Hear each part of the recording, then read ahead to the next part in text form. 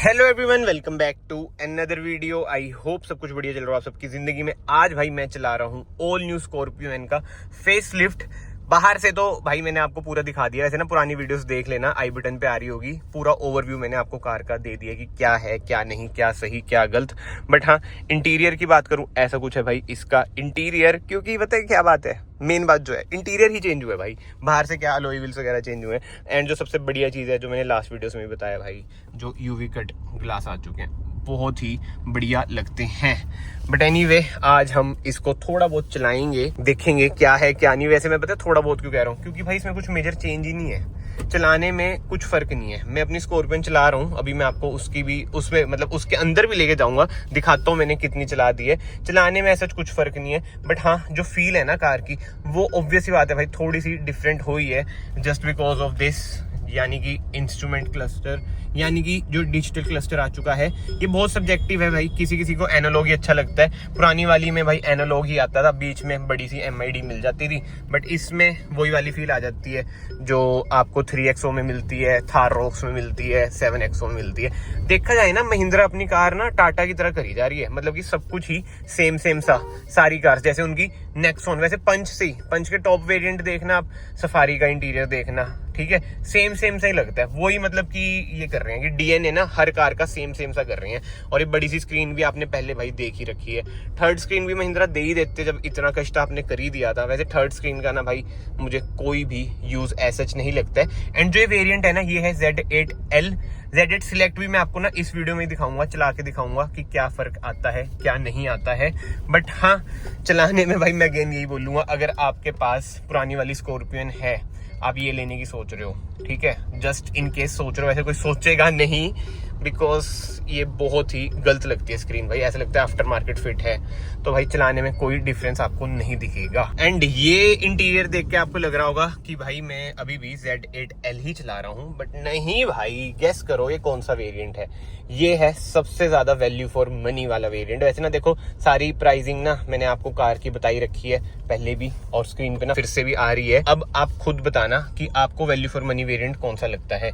मैं इसे पता है क्यों बोलता हूँ, क्योंकि ना इसमें मतलब जरूरत वाली ना सारी चीजें हैं। बस एक वेंटिलेटेड सीट्स और आ जाती ना तो और मौज आ जाती। जैसे इलेक्ट्रिक पार्किंग ब्रेक का मैं फैन नहीं हूँ, मैनुअली मुझे पसंद है, मतलब मेरे अकॉर्डिंग तो यही है भाई। और एक दो चीजें जो मिसिंग है वो ये भी है कि चाबी आपको घुसानी पड़ती है, पुश स्टार्ट है नहीं है। बट हाँ, अब आप समझ ही होंगे, ये है Z8 सिलेक्ट वेरिएंट।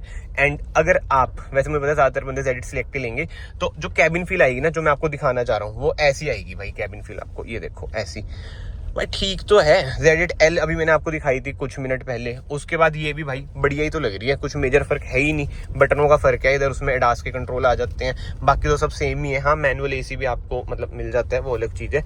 बट हाँ, जो सस्पेंशन है इसके, जैसे मैंने आपको पहले बताया भाई, बहुत ही ज्यादा बढ़िया है, कुछ दिक्कत परेशानी नहीं है। पहले मतलब मैंने जब ली थी भाई तब की बात कर रहा हूँ, अब मुझे फिर से बताना पड़ेगा, ये मैं भूल क्यों जाता हूँ। नए बंदे भी तो देख सकते हैं भाई वीडियो। और जो गियर बॉक्स है भाई, वो तो भाई मतलब one of my favourite. Fortuner चलाना भाई, उसका इतना घू करता है, इसका भाई कुछ नहीं करता। अब मैं कोई कंपैरिजन नहीं कर रहा हूँ फॉर्च्यूनर से, कहीं आप लोगों को लगे भाई। बट एनीवे, एक जो ग्लिच है, पैनोरामिक सनरूफ इसमें बनी आ रही है, ठीक है, बट पैनोरामिक सनरूफ नहीं है भाई, Z8 सिलेक्ट है ये। एंड भाई अभी ना आप ये क्लस्टर, जो ये स्क्रीन है ना, ये देख लो, फिर मैं आपको अपनी वाली की दिखाता हूँ, मतलब पुराने वाले की। इसमें ना ऐसी इल्यूजन हो रही है या फिर रियलिटी में जो ये क्लस्टर है ना, छोटा सा लग रहा है भाई, बहुत ज्यादा, जैसे हम देख रहे हैं ना ऐसे। और जो पुराने वाला है, जो एनालॉग वाला है, जो पहले आता था, वो भाई बड़ा सा लगता है। अभी चलते हैं भाई मेरी वाली में भी, फिर देखते हैं, क्योंकि देखो चेंजेस चलाने में ऐसा भाई कुछ नहीं है। अपनी वाली ना मैं आपको पूरी खींच के भी दिखा दूंगा, ये तो देखो प्राई कार है तो बात वही आ जाती है। बट एनीवे, AC UC ये सब चीजें भाई बिल्कुल सेम है, मजेदार है।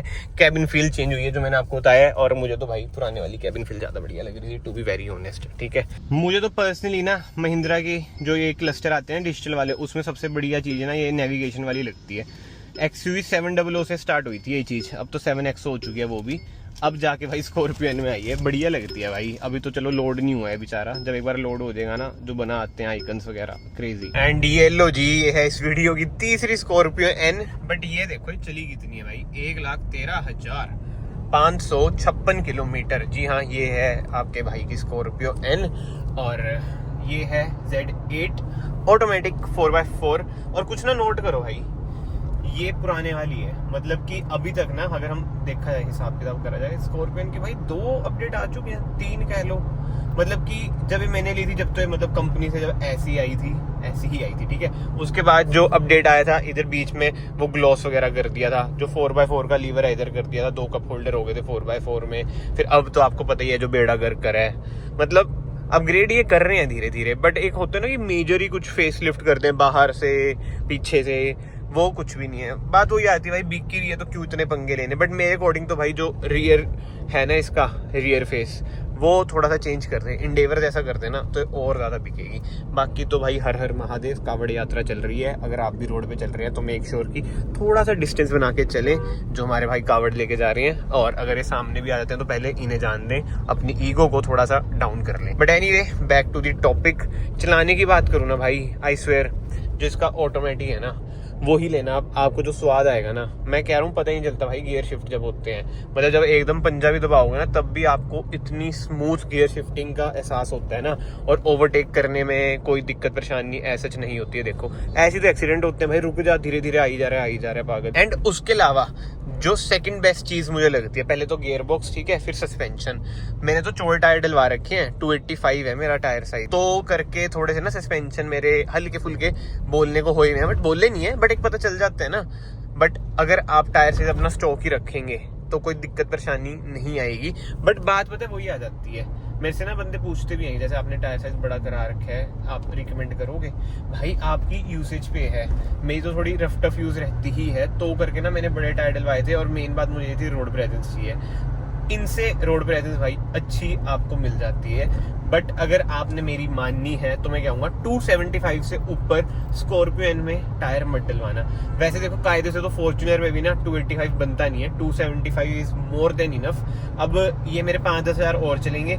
अगर मैंने नहीं बेची कार ये अगले साल, तो मैं ऑब्वियसली आधे टायर भाई 275 इसमें डलवा लूंगा। जियो लैंडर या फिर मिशलिन के भी एक नए आए हैं, वो डलवा लूंगा। बाकी एट अ टाइम ही पता चलेगा क्या रहता है क्या नहीं, क्योंकि मेरा प्लान वही है कि कुछ अपग्रेड मैंने करना है मेजर। अब लेट्स सी कब होता है, क्योंकि टोयोटा ने अगर भाई न्यू कार अपनी लॉन्च कर दी, मतलब न्यू जेन कर दी, जिनकी कार आ रही है अभी एट प्रेजेंट, तो भाई देखते हैं जबकि जब। वरना इससे भाई मैं फुल्ली सेटिस्फाइड हूँ। मुझे तो बहुत ही जबरदस्त ये कार लगती है। थोड़ी बहुत हवा कम है इसमें, तभी ये वाला साइन बना आ रहा है। बट हाँ, बाकी कोई दिक्कत परेशानी नहीं है। जो ग्लिचेस हैं वो तो देखो महिंद्रा में आएंगे ही आएंगे, बट टाटा से कम है। बट हाँ, कभी कभी जैसे स्क्रीन अपने आप ही ऑन ऑफ हो जाती है, मतलब अपने आप ही ना कार रीसेट हो जाती है, जैसे आपने टर्मिनल से तार तुर हटा दी, वो वाला सीन हो जाता है इसमें। बाकी ऐसे टचवुड कोई ग्लिच नहीं है।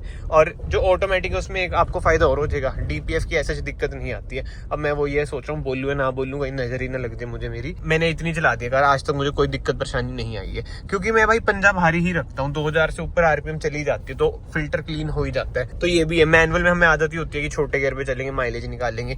एंड हाँ, स्कॉर्पियन की माइलेज की भी मैं बात करूँ ना, 13.1, मतलब 13.1 लिखी आ रही है, तो ये अराउंड 12 तक तो दे ही रही होगी। मैं वही बता रहा हूँ भाई, फुल टैंक में ना 600 किलोमीटर तो ये चल ही जाती है, जो कि मेरे अकॉर्डिंग तो मोर देन इनफ है यार। 2200 सीसी का एमहॉक इंजन भी तो है, तो ये सब बातें आ जाती हैं। एंड लास्ट में मैं यही कहूँगा, जो ये कार है और जो न्यू वाली स्कॉर्पियन है, सब कुछ सेम है, बस कॉस्मेटिक्स चेंजेस हैं चलाने में, इंजन पावर, ये वो अटरम पटरम चीजें, भाई सब कुछ ही आपको सेम मिलेगी। तो अगर आपको डिस्काउंट में ये वाली मिल रही है, मतलब कि प्री फेस लिफ्ट भी नहीं कह सकते, मतलब अपग्रेड से पहले छोटी स्क्रीन वाली मिल रही है डिस्काउंट में, तो आप ये भी भाई आंख बंद करके ले सकते हो। बाहर से तो किसी को क्या ही पता चलेगा, अंदर से स्टोरी डालोगे, ये ज्यादा एस्थेटिक लगता है भाई मेरे अकॉर्डिंग तो। बट एनीवे, इस वीडियो को ना मैं यहीं पे एंड करता हूँ। अगर आपको ये वीडियो पसंद आई है, वीडियो को ना यहाँ से लाइक कर देना, चैनल को यहाँ से सब्सक्राइब भी कर देना। मैं आप सबको मिलता हूँ नेक्स्ट वीडियो में। Till then bye, take care. और हाँ यार, एक लास्ट चीज, स्कॉर्पियन जैसी कार, मतलब SUVs mainly, Fortuner, Scorpio, Thar वगैरह, ये भगाने के लिए नहीं होती। तो मेक श्योर कि आप आराम से चलो। 100-120 is more than enough for मतलब दिस काइंड ऑफ कार।